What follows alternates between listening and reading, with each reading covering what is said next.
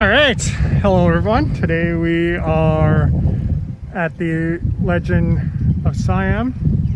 Got my partner in crime, Left Eye, over there. Let's go check it out. I decided to not include audio on a lot of these films just because the wind was so bad. So as we walk through this, in case there's some videos of my face not matching up to the audio, that will be why, just because it was so bad. All right, so Left Eye, I just had a thought. We came to this Legend of Siam. Yeah. It's pretty big. It's 2:30 in the afternoon. It would help if maybe we got up before 1 o'clock every day. Well, I was up at 9:30. You weren't. I go to bed at like no earlier than 4 a.m. every day. So Yeah, I'm about the same, but today we couldn't go any earlier. The aircon guy had to come, so. yeah. All right, let's check this place out. Looks interesting.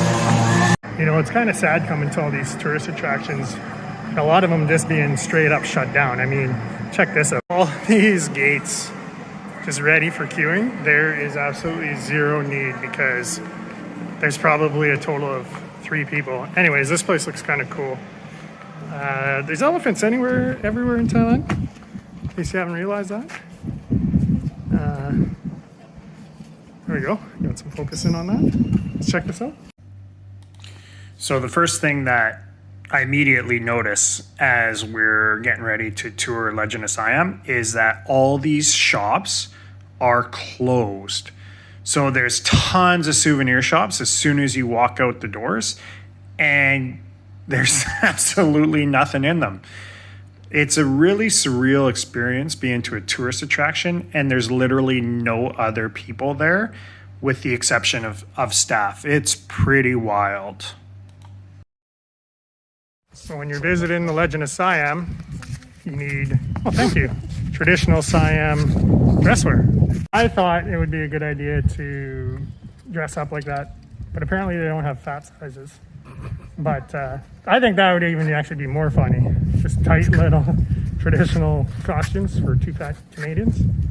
What do you think, Left Eye? We'd rip them, then we'd have to buy them. But in Thailand.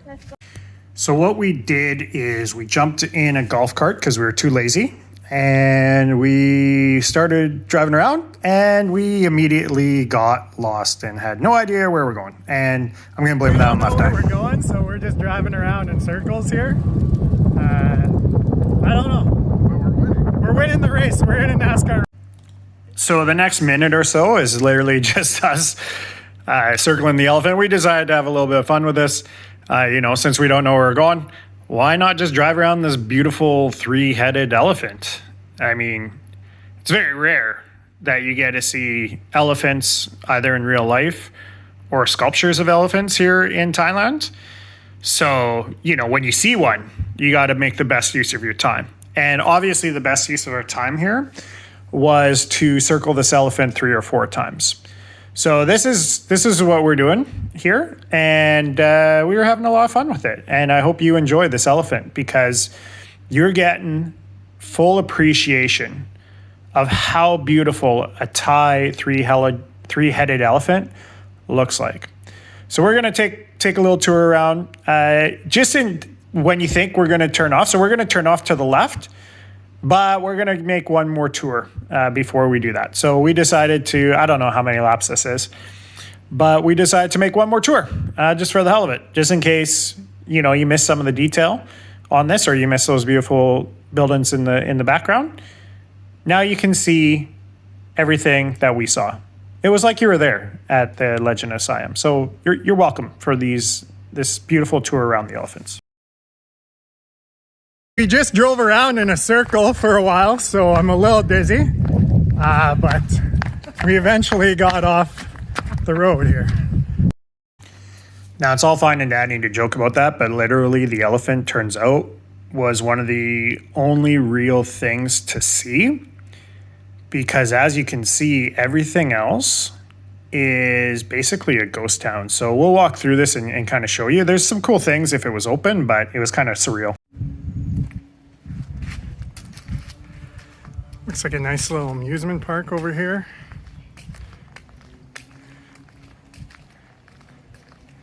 This could definitely be a full day experience if everything was up and running. I also wonder what the normal entrance fee. So we paid 50 baht per person. It's about $2 to come here. But I can't imagine that's what it normally costs in non-COVID times. It's a little amusement park right in the middle of this.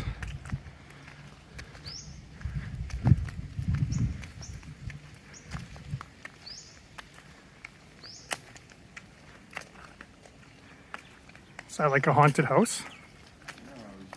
Are you gonna go in it?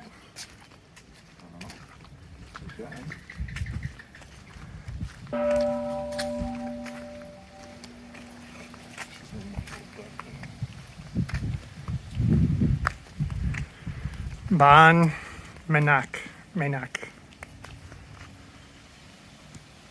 Okay, let's see what we got in here. Here's some sounds.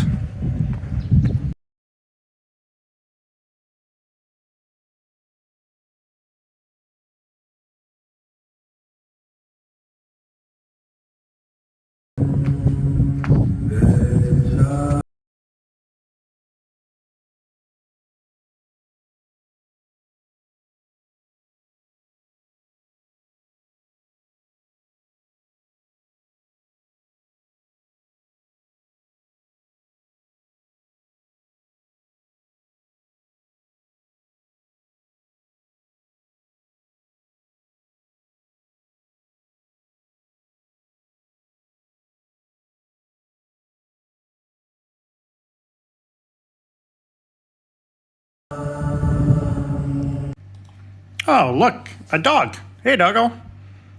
Bye, doggo. I have no idea what this thing is. A smart person would maybe research where they're going and visiting before going. But with just so much going on with COVID, we just came here. Actually, Left Eye's local friend there in this video, she suggested that we go here. Oh, a sign. That probably says all we need to know. So the Nakini Queen, and yeah, you can read all that and find out what this thing is. Pretty cool. Probably my favorite part of the park.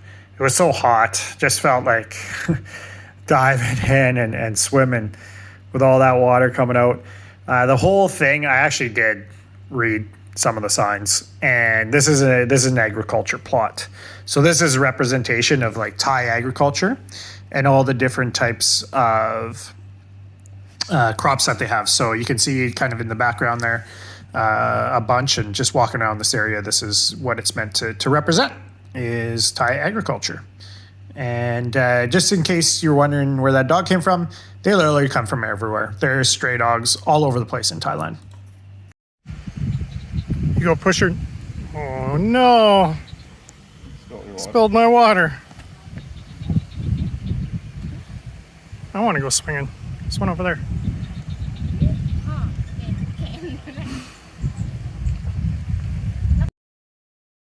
So as we walked around, it was quite noticeable that nothing was really open. So found out why we were only charged 50 baht, because there wasn't really anything you could actually do. So interesting experience. So this Legend Siam just have a bunch of buildings in here. And if we walk in, you'll see it's just like a ghost town. And as I film this, it's actually very depressing, because I can only imagine what this looks like on, say 2019. This was 2 years ago. We got a restaurant here. Look at all these chairs and just not a soul in sight. It's very sad when you think of how many jobs were lost, how many people are out of work, the lack of tourism in this country. This whole entire place is generally like a little Thai community with markets. And, you can only think of the amount of lives that were impacted by this. But, looking at all these tourist attractions here, It's a surreal experience because, you know, this isn't what it would normally be like, but this is the reality we live in today, unfortunately. So hopefully we can get back to some sort of normal here soon. But yeah, it's a little depressing, not gonna lie. Like normally, I'm sure all these lights would be on, there'd be tons of people. You got this restaurant here. You got this, what I think is a restaurant up here as well. Not really sure. But every single one of these buildings, and there's probably about 75 of them, are empty.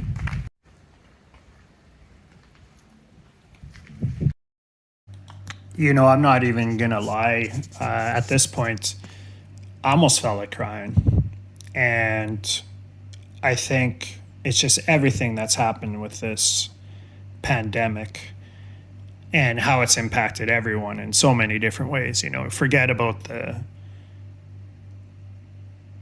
pandemic itself and how many people, you know, COVID's affected, but just the way of life for so many people. And Thailand is known for the land of smiles. And there's not a lot of people smiling these days, unfortunately. It's really sad. So coming to these tourist attractions really, you know, sobers a person up. I want this YouTube channel to be positive. Got free Wi-Fi here. So I try and make a joke about the Wi-Fi because honestly, I mean, you know, we're still at, in terms of time in history, we're still way better off than what we've been. But I mean, it just sucks, you know, just even for us coming to these tourist attractions, it feels like, you know, we don't get the full experience. But as I walk through this Legend of Siam, you know, it hits different. You know, no one's here. There's no staff members. There's no, and when you think of these empty seats, you think about not only are there no staff members, but all the people who are farmers, who are fishers, people who manufacture all these types of, you know, artwork or crafts or suppliers.